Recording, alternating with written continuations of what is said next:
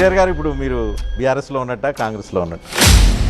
ప్రతిపక్షంలో ఉన్న మీలాంటి వాళ్ళందరూ అభివృద్ధి కోసం అధికార పక్షంలోకి మారిపోతూ ఉంటే ప్రతిపక్షం యొక్క విలువ, ప్రజాస్వామ్యం యొక్క విలువ అనేది ఉంటుందా?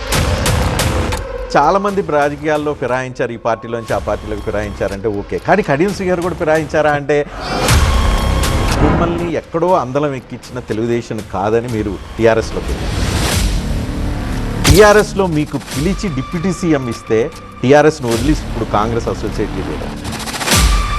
ఇది రాజకీయ అవకాశవాదం కాదు.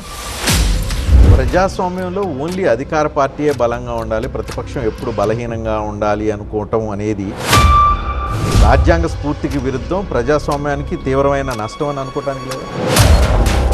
వేరేసే జోడో అన్నారు, దానిలో ఏం అర్థం, ఎవరు ఎత్తుక్కోవాలో నాకైతే అర్థం కావట్లేదు. మీకేమైనా అర్థమైతే చెప్పండి. అంత తక్కువ కూడా అంచనా